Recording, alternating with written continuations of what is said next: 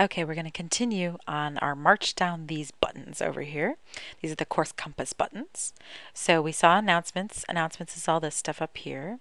Sometimes there are generic announcements from the publisher, and I'm going to show you how to get rid of those, but later. Then there's the homework button, which leads to MyMathLab. You can see it's still over here. Ta-da. Then there's the tests button. Let me click on that. You can see it's changing. See that?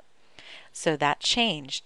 And what happened was it basically moved from homework, which is where it used to be, to quizzes and tests, which is where it is now.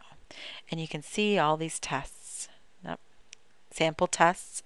There are sample tests down here for every single course book, unless you turn them off.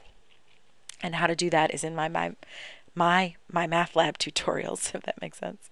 So I made tutorials that show you how to do all of that, turn all this on and turn all this off, change due dates. All of those are in a completely other set of tutorials on my YouTube channel.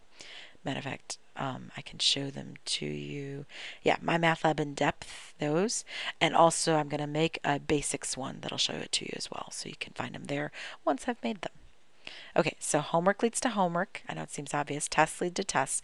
And those are two places your students are going to go a lot. Even if you don't do tests online, don't turn them off. Let your students get in there and do practice tests. Not going to hurt them. I've had some students in 131 say, hey, I only passed your test because I practiced and practiced and practiced and practiced those practice tests. I learned how to do the material. And I say, more power to them. All right, then there's the gradebook. Let me click on that for a second. And you can see it changed over here. And what it's doing is it's giving them their gradebook for MyMathLab. Since I haven't done anything in this course, I have no results and I have no grade. But it would show me my grade, but it's only your grade on your MyMathLab assignments. Now, can you change this so that they can see their overall grade? Can you use this as a grading system? Sure. Sure you can. It involves some finagling and dealing with it. I don't personally do it for my own reasons, but if you want to, go for it. And of course, videos for how to do that, or at least get started on how to do that, because that's a pretty involved process, are available on my YouTube channel, right? www.youtube.com/user/TuckyAlanaJ. Right? It doesn't show it here, but that would be my channel. All right, back we go. The grade book, again, only shows their grade in MyMathLab. Students get sometimes confused. They think it's their grade in the course, and it's not necessarily. You've got to teach them that distinction, unless you want it to be the grade in the course, in which case you can set that up. Then there's the study plan, which is one of my favorite features. So what I generally do, let me just explain. What I do in 131, it's not necessarily what all instructors do, but I cut the amount of problems that are available to students in half, and I use about half of them for the homework, because you really don't need every single problem in the kitchen sink, right? So I use half of them, and then the other half are just available, right? They can study them at their will in the study plan. So they can click on, let's say, chapter 3. There's 3.1. They can see all the objectives. They can see there's 9 questions uploaded for 3.1. If they click on 3.1, there they are, and they can click on the question and do them.